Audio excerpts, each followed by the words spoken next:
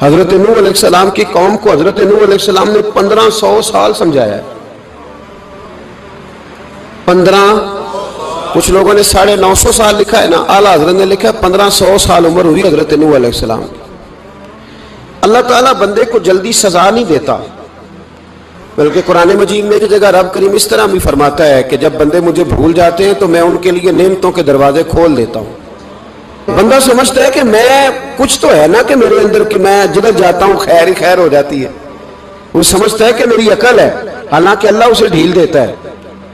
اللہ اسے ڈھیل دیتا ہے. گناہوں کی سزا کے 3 طریقے ہیں. ایک ہے متنبع کرنا، تنبیہ کرتا ہے اللہ، بندہ متنبع ہو جاتا ہے، یہ اللہ کا بہت بڑا احسان ہوتا ہے. ایک ہوتا ہے مہلت دینا، اور ایک تیسرا ہوتا ہے اللہ خفیہ تدبیر کرتا ہے.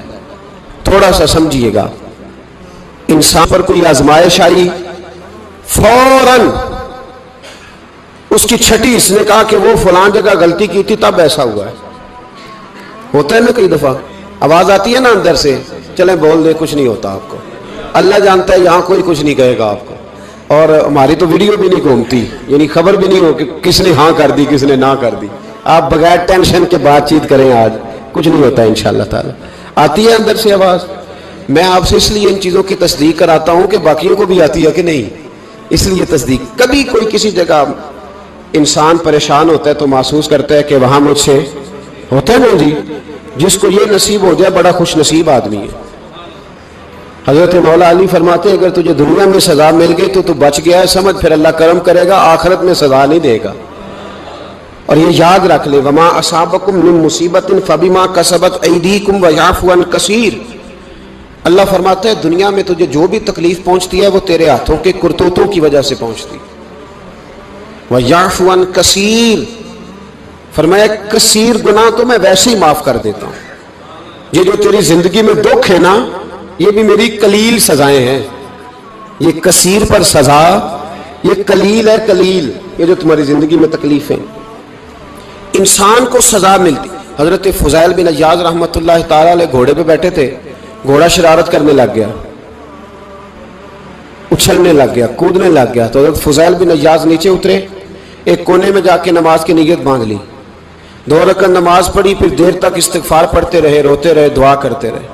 واپس آئے، خادم عرض کرنے لگے حضور سمجھ نہیں آئی، گھوڑے نے تھوڑی سی شرارت کی، وہ بدکا ہے، آپ نے اس کو چھوڑا ہے اور چھوڑ کر کے آپ نماز میں لگ گئے. تو حضرت فضیل بن عیاض فرمانے لگے جب بندہ اللہ کی نافرمانی کرتا ہے نا تو جو چیزیں اس کی فرما بردار ہوتی ہیں وہ اس کی نافرمانی کرنے لگ جاتی. تو مجھے محسوس ہوا تھا کہ میں نے کہیں اللہ کی نافرمانی کی ہے، اس لیے ایسا ہوا ہے کہ میرے گھوڑے نے میری، تو میں توبہ کرنے لگا ہوں. اور اب دیکھتا ہوں بیٹھ کے بھلا کیا ہوتا ہے. میں نے سچی توبہ، حالانکہ مجھے یاد نہیں کہ میں کہاں بولا، پر کھری اور سچی توبہ کی. دوبارہ گھوڑے پہ بیٹھے تو گھوڑا بالکل صحیح ہو کے ساتھ چلنے لگ گیا. میرے بھائی جب یہ تنبیہ ہے اللہ کی طرف سے، یہ متنبع کیا جاتا ہے کہ تو بعد آ جا. بہت ساری جگہوں پہ انسان کو وقتی طور پر اگر سزا مل جائے، نبی پاک علیہ السلام کی خدمت میں ایک صحابی آئے، بات مضبوط کر دوں، واقعہ سنایا ہے نا تو کچھ لوگ سمجھتے ہیں کہ یہ واقعہ ہے، تو میں ایک حدیث پاک امام بہقی کی لکھی ہوئی عرض کرتا ہوں. نبی پاک علیہ السلام کے ایک صحابی آئے اور ان کا سر پھٹا ہوا تھا، خون بہ رہا تھا. سرکار نے فرمایا کیا ہوا؟ عرض کی حضور ایک عورت جا رہی تھی، میری نظر پڑی، ابھی نظر پڑی ہے کہ میرے آگے ستون آ گیا تو میرے سر پہ لگ گیا. نبی پاک صلی اللہ علیہ وسلم نے فرمایا تیرے لیے خوشخبری ہے، اگر دنیا میں تیری غلطی کی تجھے سزا ملی ہے تو پھر رب تجھے قیامت میں سزا نہیں دے گا. پھر اللہ قیامت میں سزا، بعض گناہ ایسے ہیں جن کی یہاں بھی سزا ملے گی اور وہاں بھی ملے، لیکن میرے بھائی پہلی بات یہ ہے کہ اللہ تعالیٰ اس غلطی کی یہی سزا دے لے اور دعا فرمائے اللہ تبارک و تعالیٰ یہاں بھی معافی عطا فرمائے، وہاں بھی معافی عطا فرمائے، اللہ درگزر ہی فرمائے. لیکن میرے بھائی ایک تو یہ سزا، ایک سزا یہ ہوتی ہے کہ انسان جب گناہ کرنے لگتا ہے تو اللہ نعمتوں کے دروازے کھولتا ہے، مہلت دیتا ہے. 500 سال تک فرعون کو مہلت دی. کتنے؟ یہاں جو 5 سال حکومت کر لیتا ہے وہ کہتا ہے سب سے قابل میں ہی ہوں، مجھے مہلت بھی ملی ہوئی ہے. 500 سال مہلت دی اللہ تعالیٰ نے. اور فرعون کی قوم پر پتہ عذاب کس طرح کے آئے تھے؟ ٹڈیاں مسلط کر دی اللہ نے. یہ گھومتی نہیں چھوٹی سی، ہم اپنی زبان میں اس کو کچھ لوگ مختلف ناموں سے یاد کرتے ہیں، کوئی مکڑی کہتا ہے، کوئی کچھ کہتا ہے، مسلط کر دی، جاتی نہیں۔ ان پر بنی اسرائیل کے ان مقابل جو فرعون کی قوم تھی، ان پر الزام اس طرح کا عذاب آیا کہ مینڈک مسلط کر دی اللہ تعالیٰ۔ برتن کھولتے تھے اندر مینڈک نکلتا تھا، دنیا کی ہر دوائی استعمال کرتے تھے لیکن مینڈک نکل آتا تھا۔ تھوڑا سا سمجھا کریں چیزوں کو، ہمارے رنگ نہیں زیادہ گورے کہ ہم پر عذاب نہیں آتا۔ کوئی بہت زیادہ اللہ تعالیٰ معاف فرمائے دولت نہیں جمع کرا بیٹھے شاہی خزانے میں کہ ہم سے پوچھا نہیں جائے گا۔ یہ مہلت ہے، مہلت کو مہلت سمجھو۔ پھر جب پکڑ آتی ہے نا اللہ کریم کی، میں نے دیکھا ہے کروڑوں روپیہ، 6 اولادیں، ایک شخص کے بچے باہر سے آ رہے تھے، وہ بندہ بیمار تھا، مجھے کہنے لگا حضرت جی دعا کریں میں ان کے آنے سے پہلے مر جاؤں ورنہ آ کے مجھے مار دیں گے، دعا کریں۔ اتنی بے سکونی، کروڑوں روپیہ پڑا ہے تو یہ عذاب نہیں؟ کوئی ضروری ہے کہ پتھر ہی برسیں گے تو سمجھ آئے گی؟ یہ جو سگا بیٹا بوڑھے باپ کے قریب سے گزر جاتا ہے، سلام نہیں لیتا تو اس کو عذاب نہیں سمجھتے؟ یہ جو امت کی بیٹیاں، امت کی بچیاں، ہماری بچیاں ایک سال کے اندر 75,000 ہزار بچی ایک ڈویژن سے بھاگ کے شادی کر رہی ہے، اور ایک صوبے سے، تو اس کو آپ اللہ کا عذاب نہیں سمجھتے؟ یہ معمولی بات ہے؟ نہیں ہمارے رنگ ہو رہے ہیں، ہم بڑے سمارٹ ہیں۔ 1500 سال مہلت دی نوح علیہ السلام کی قوم کو۔ کتنے سال؟ بول کے بتائیے، بول کے دوبارہ بولیے۔ 1500 سال۔ کوئی آدمی اپنی سمارٹنس پہ خوش نہ ہو جائے کہ 20 سال ہو گئے میں تو نافرمانی بھی کر رہا ہوں، روٹی بھی پک رہی ہے، میں تو حرام بھی کھا رہا ہوں، پھر بھی سب ٹھیک ہے۔ 1500 سال مہلت دی۔ پھر حضرت نوح کہنے لگے اللہ میں نے تو بڑا سمجھایا، نہیں باز آتے۔ تو رب کریم نے فرمایا کشتی بناؤ۔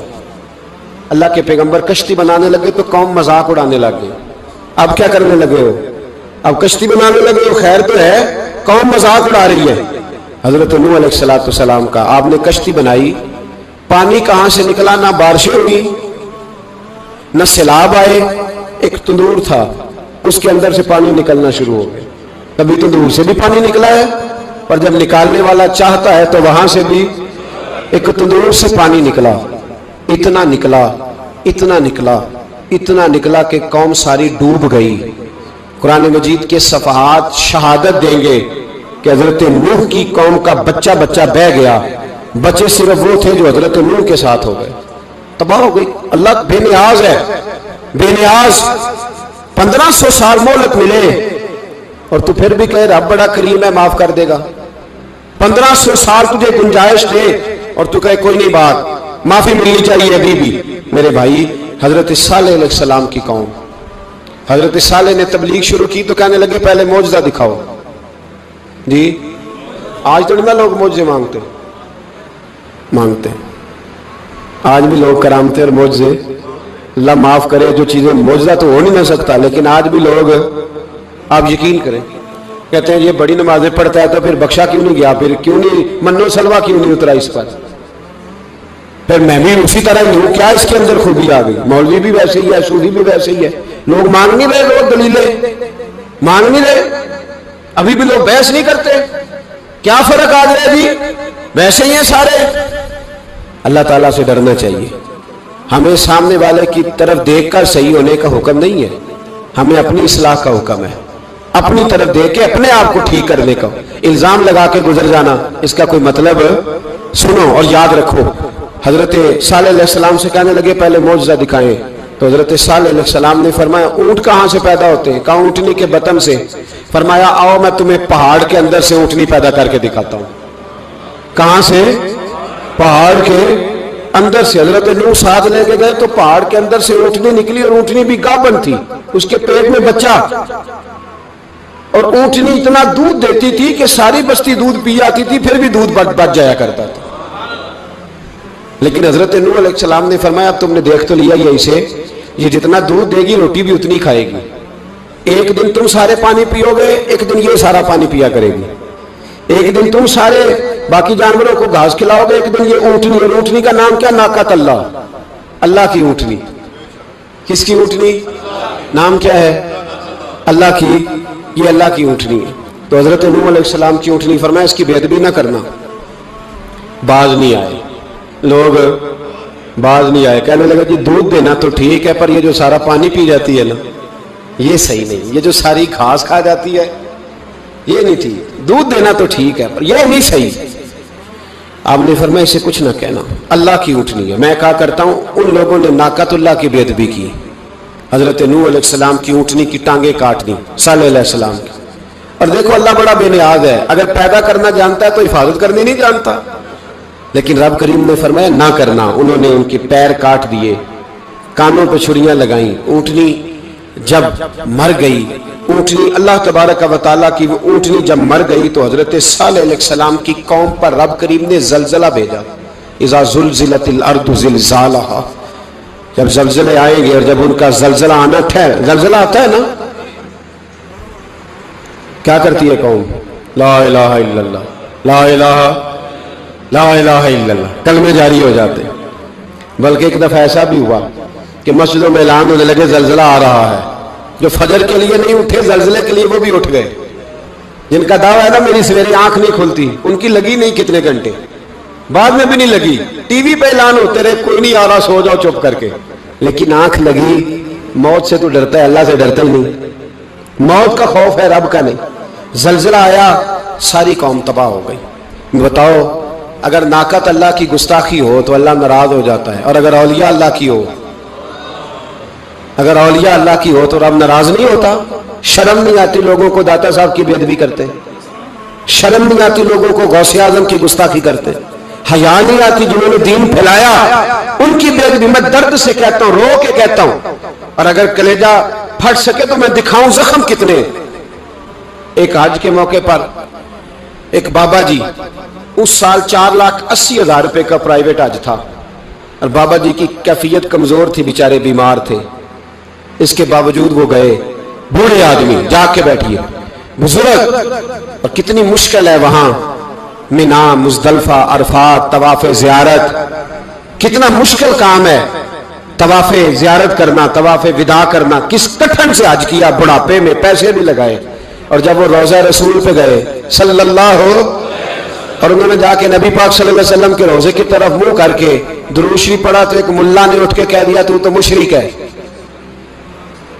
تو میری روح کانپی. میں نے کہا تجھے شرم نہیں آئی، حیا نہیں آئی؟ اس کی عمر دیکھ، کس بڑھاپے میں کہاں سے چلا، کہاں آیا. یہ مشرک ہوتا تو کسی مندر میں جاتا، یہ مشرک ہوتا تو کسی گرجے میں جاتا. یہ مشرک نہیں، یہ مومن ہے. اور یہ وہ والا مومن ہے جس کے سینے میں دل جب دھڑکتا ہے تو خالی دھڑکتا نہیں، ساتھ وہ محمد عربی پہ درود و سلام بھی پڑھتا ہے. شرم نہیں آتی لوگوں کو، اتنی بڑی گستاخی کرتے. جو روضہ رسول پہ آیا مشرک ہے. میں نے جو مولوی کو صاف صاف کہا تھا، میں نے کہا اگر میں مشرک ہوں تو نکالو، مشرک کا داخلہ تو یہاں ویسے ہی منع ہے. شرم نہیں آتی؟ اپنی زبان کا ایک پاس کرو کچھ. اتنا ظلم، اتنی بڑی فرقہ واریت امت میں، اتنا امت کو تقسیم کرتے ہو، تمہیں شرم نہیں آتی؟ جہاں سے اتحاد کا پیغام دینا چاہیے وہاں سے تم لوگوں کو فرقے کا پیغام دیتے ہو، ایک مخصوص فرقے کی تبلیغ کرتے ہو. خدا رہا تو میں کہہ رہا ہوں ناقت اللہ کی بے ادبی پہ عذاب آتا ہے، اولیاء اللہ کی بے ادبی پہ نہیں آتا. داتا صاحب ساری دن کی تبلیغ کرتے رہے، ایک آدمی نے اٹھ کے کہہ دیا جناب وہ تو شرک کا اڈا ہے، تو رب کریم ناراض نہیں ہوتا ان باتوں سے. ہمیں خیال کرنا چاہیے، اللہ سے ڈرنا چاہیے. ان چیزوں سے عذاب آتا ہے اور آ رہا ہے. اللہ تعالی ہمیں محفوظ فرمائے. اللہ ہمیں اس سے، قوم لوط پہ بھی عذاب آیا. ہم جنس پرستی، مرد مردوں سے بدکاری کرتے. حضرت نوح نے سمجھایا کہ یہ کام درست فطرت کے خلاف ہے، یہ کام درست نہیں. جب انسان یہ کام کرتا ہے تو زمین اور آسمان کانپتے ہیں. اب میں کیسے کھول کے بتاؤں، میرے پاس اعداد و شمار ہیں کہ پاکستان کے اندر اس کام کی کیفیت کیا ہے اور کس طرح کر کے لوگ. میں تو رونا روتا رہتا ہوں داڑھی کا. لوگ کئی دفعہ کہتے ہیں حضرت صاحب پہلے بھی آئے تھے تو داڑھی کی بات، پھر بھی آئے تو داڑھی کی بات. تو میں رونا روتا ہوں، اس لیے روتا ہوں کہ جو کلین شیو نوجوان ہوتا ہے وہ امرد کے حکم میں ہے، اس پر وہی حکم لگتا ہے جو عورت پہ لگتا ہے. اس کے ساتھ مرد کا اٹھنا بیٹھنا اسی طرح ناجائز ہے جس طرح عورت کے ساتھ. حضرت جنید بغدادی رحمت اللہ تعالیٰ علیہ کے سامنے ایک شخص نے کہا وہ کتنا خوبصورت نوجوان جا رہا ہے، تو آپ فرمانے لگے تو حافظ قرآن نہیں؟ کہا ہاں۔ فرمانے لگے جا اپنے حفظ کی خیر بنا۔ وہ شخص کہتا ہے میں نے اس بغیر داڑھی والے کلین شیو نوجوان کو بری نظر سے دیکھا، مجھے قرآن پاک ہی بھول گیا، سارا قرآن پاک بھول۔ اور کتنے سال میں دعائیں کرتا رہا، بیت اللہ کے طواف کرتا رہا، میں یاد بھی کرتا تو نہیں ہوتا۔ کیسے اب تو ہمارا نعت کہاں بیوٹی پارلر سے ہو کے آتا ہے، ہم کسی اور کو کیا پیغام دیں؟ وہ پیغام، وہ نظام، وہ طریقہ کار جس کا حکم تھا شریعت میں، قوم لوط پر عذاب آیا۔ صحیح بیٹھتے ہوں گے بچے جو موٹر سائیکلوں پہ بیٹھتے ہیں، میں نے گجرے والا کی سڑکوں پہ بچوں کو، نوجوانوں کو جو تماشے کرتے سرے عام دیکھا ہے تو مجھے ڈر لگتا ہے، اور کوئی روکنے والا نہیں، شغل ہو رہا ہے، ہنس رہے ہیں، اور سامنے عورتیں بھی ہیں، سب ہو رہا ہے۔ کتنی تکلیف کی بات۔ حضرت نوح کی قوم یہ کام کرتی تھی، قرآن پاک نے بیان کیا ہے۔ حضرت نوح نے سمجھایا، فرمایا رب کریم نے تمہیں اپنی خواہش پوری کرنے کے لیے جائز طریقہ عطا فرمایا، عورتوں سے نکاح کرو، اور اس نکاح کی برکت سے جو اللہ تمہیں اولاد دے گا اس کو اللہ تبارک و تعالیٰ تمہارے لیے باعث بخشش بھی فرمائے گا۔ لیکن جب قوم نہ مانی تو جو قوم لوط کا عمل کرے اس کا علاج قرآن نے بیان فرمایا کہ آسمان سے پتھر برسیں گے، پھر پتھر برسے، اور جن کے بڑے بڑے اچھے دماغ تھے ان کے دماغ چکنا چور کر دیے گئے، تباہ کر دیے گئے، ان کے دماغ زمین پر بچھاڑ دیا گیا۔ اللہ مہلت دیتا ہے، لیکن اس کا مطلب یہ نہیں کہ انسان توبہ ہی نہ کرے۔ حضرت شعیب علیہ السلام کی قوم پر بھی عذاب آیا، اس لیے کہ بددیانتی کرتی تھی، ناپ تول میں کمی کرتی تھی۔ میں نے کہا تھا شب قدر کی رات کہ یہ کوئی تماشا ہے کہ شب رات آئی تو ساری رات روتے رہے، یا اللہ معاف کر دے، یا اللہ معاف کر دے، رو رو کے چیخے مار مار روئے۔ شب قدر آئی تو پھر چیخے ماری، ساری رات روئے۔ تو جس بندے کا پروگرام ہی نہیں سویرے بدلنے کا، دکان پہ بیٹھ کے پھر وہی ناپ تول میں کمی، پھر وہ اللہ تعالیٰ معاف کرے۔ میں ایک مضمون پڑھ رہا تھا تو وہ فوڈ کے اسپیشل نوٹ میں لکھا تھا مہربانی کرو ملاوٹ ہی اچھی چیز کی کر لو، مرچ میں کیری تو نہ ملاؤ اینٹوں کی، وہ تو بیمار کرتی ہے، وہ تو خون کی آنتوں کو روک دیتی ہے۔ وہ کہنے لگا، اور وہ کہتا ہے میں تمہیں بتاتا ہوں کون کون سی چیز ملائی جا سکتی ہے، وہ ملا لو۔ خدا را اس قوم پہ رحم کرو، مہربانی۔ ایک دوست ہے ہمارے، میں وزیر آباد میں ان کے گھر بیٹھا تھا تو ایک میڈیکل، میرا کسی شخص پہ اعتراض کرنے کا میں مجموعی بات کرتا ہوں۔ میں ایسے ڈاکٹروں کو جانتا ہوں جو اللہ تعالیٰ فضل کرے سچ مچ کے نیک ہیں، اچھے لوگ۔ تو بچے کا میڈیکل سٹور ہے، تو والد بیمار ہو گیا، تو وہ کہتا ہے ابا جی ڈاکٹر صاحب نے کہا آپ کو ڈرپ لگنی ہے، تو سگے باپ کو ڈرپ لگانے لگا۔ تو باپ کیا کہتا ہے پتر تیری مہربانی، مینوں کوئی اصلی لائی، وہ نہ لائی جڑی لوکاں نوں لانا ہے۔ اب وہ پیار سے سنا رہا ہے بات۔ میں نے اسے کہا کہ یہ تو ڈوب مرنے کا مقام ہے نا، ڈوب مرنے کا مقام، کہ جس ملک کے اندر دوائی بھی صحیح نہ بکے، اصلی نہ ملے دوائی بھی، اور پھر وہ قوم کہے کہ ہم نے تو پورے روزے رکھے، ہم نے تو بڑا صدقہ اور خیرات کیا، دوائی بھی اصل نہ ملے۔ جناب شعیب علیہ السلام کی قوم ناپ تول میں کمی کرتی تھی، تو اللہ تبارک و تعالیٰ نے ان پر بتا عذاب کس طرح کا بھیجا، شدید گرمی ہوئی۔ اللہ ہمیں محفوظ فرمائے، سارے آمین کہہ دیا۔ دیکھیں کتنا اچھا موسم کر دیا رب کریم، اللہ ہمیں محفوظ فرمائے، اللہ رحمت فرمائے۔ شدید گرمی کی لہر آئی، باہر اتنی گرمی ہوئی کہ لوگ اپنے گھروں میں گھس گئے۔ جس طرح سورج کی شعاعیں گھروں کے اندر داخل ہو جاتی ہے، اس طرح گرمی کی لہر اندر داخل ہوئی، اور جس طرح کسی کو آگ لگ جائے تو وہ آدمی اچھلتا کودتا ہے نا، اس طرح یہ لوگ اچھلنے لگے اور اچھل کود کے مر گئے۔ جرم کیا تھا؟ ناپ تول میں کمی کرتے۔ حضرت داؤد کی قوم بھی تباہ ہوئی، جرم کیا تھا؟ ہفتے والے دن مچھلیاں نہیں پکڑنی تو یہ پکڑتے تھے۔ حکم ہے نا مسلمان کو نماز کے ٹائم کوئی اور کام نہیں کرنا، نماز پڑھنی ہے۔ میرا خیال ہے مسلمان تو فٹافٹ آ جاتے ہیں، سارے ہی پہنچ جاتے ہیں نا مسجدوں میں۔ ہلکا ہلکا بول رہے ہیں آپ، کیوں نہیں پہنچتے؟ اگر حضرت سیدنا، اور پتہ انہیں سزا کیا ملی؟ اللہ نے فرمایا اس ٹائم عبادت کرنے میں کام نہیں کرنا، وقت نہیں ہے کام کا۔ انہوں نے مچھلیاں پکڑی، 12,000 لوگ تھے، پتہ مالک نے سزا کیا دی؟ بندر بنا دیا اللہ کریم۔ قرآن مجید کا پہلا سپارہ پڑھے، فَجَعَلْنَاهَا نَكَالًا لِمَا بَيْنَ يَدَيْهَا وَمَا خَلْفَهَا۔ اللہ فرماتے ہیں پچھلوں کے لیے بھی عبرت بنا دیا، بعد والوں کے لیے بھی عبرت، نشان عبرت بنا دیا، بندر بن گئے۔ اور جو ان کے دوست جو بچ گئے تھے ان کے پیر چومتے تھے، روتے تھے، 3 دن بندر بن کے زندہ رہے